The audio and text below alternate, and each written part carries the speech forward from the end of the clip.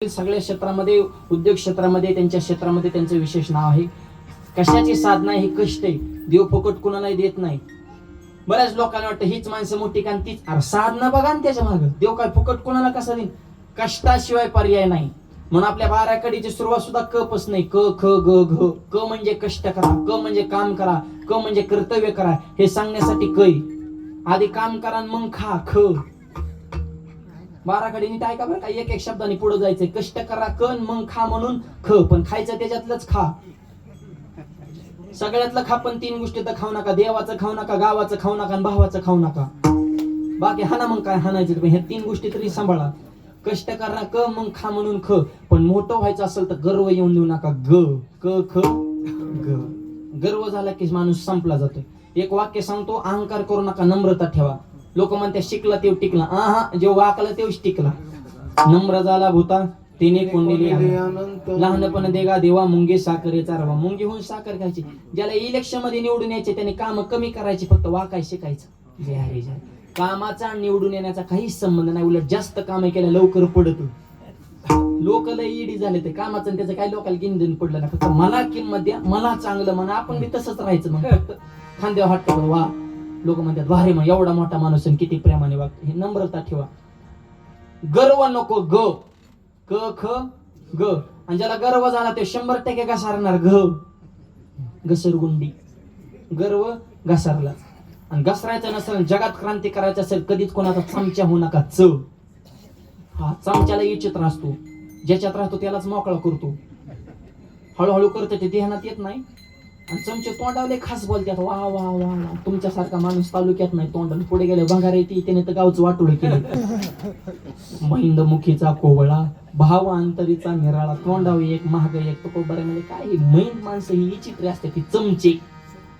आणि जे आयुष्यात कधी कोणाचा चमचा झाला नाही, तो जिंदगी एकदा छत्रपती नक्कीच होणार. म्हणून शिवाजी महाराज छत्रपती झाले. याच दऱ्याखोऱ्यामध्ये छत्रपतीचं साम्राज्य होतं. जातीपातीचं राजकारण छत्रपतीने कधी केलं ना. 18 पगड जातीतले मावळे एकत्र केले, स्वराज्याची निर्मिती केली. मायबाप, त्या छत्रपतीच्या महाराष्ट्राचं वातावरण किती गडूळ झाले. सगळे जातीपाती माणसं विभागली गेली. राजकारणाचं तर पूर्ण वाटोळ झाले. काहीच मर्यादा ठेवली नाही. काही बोलत ते राव, शब्दाची मर्यादाच राहिली नाही. पूर्वी राजकारण होतं ना, पण जरा तत्वाला धरून होतं. ठराविक माणसं तर बोलण्यासाठीच ठेवले ते. आणि सगळ्या पक्षात आहे बरं का, एका नाही.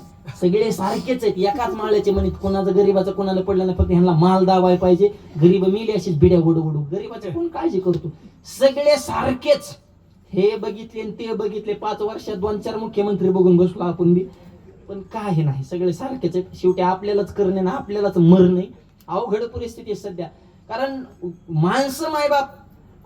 महाराष्ट्रानं हा देशाला दिशा देणारा राज्य आहे. आणि त्या महाराष्ट्रात जर अशी परिस्थिती होत असेल, फार अवघड आहे. ते जातीपात राजकारण छत्रपतीने कधी केलं नाही. केलं असतं तर स्वराज्यच निर्माण झालं नसतं. आणि हा उपदेश त्यांना तुकोबाराने दिला, छत्रपती छ. आणि ज्याला छत्रपती व्हायचे त्यांनी कधीच कोणावर जळू नका. माणसाने मळ का असावं पण जळक नसावं. सध्या नवीन रोग आलाय, जळका रोग. तिकडे आलाय का? सगळीकडेच येतो. त्याचे लक्षण सांगू, पोटात दुखणे, मळमळ होणे, करमत नसणे, डोकं जड होणे, दुसऱ्याची प्रगती बघून पोटात गोळा उठणे, हे झडक्या रोगाचे लक्षण आहे बरं का. मग आता लक्षण सांगितले, औषध बी सांगावं लागेल ना. ह्याचं औषध महाराष्ट्रात एकाच गावात भेटते. कधी गेले तर घेऊन या. 300 रुपयाच्या आसपास त्या औषधाची किंमत आहे. त्या गावचं नाव आहे दिहू. डॉक्टरचं नाव तुकोबार. औषधाचं नाव आहे गाथा. गाथा हे जळक्या रोगाला औषध आहे. त्याच्यातलं एकच इंजेक्शन सांगतो, एक इंजेक्शन काम तमाम.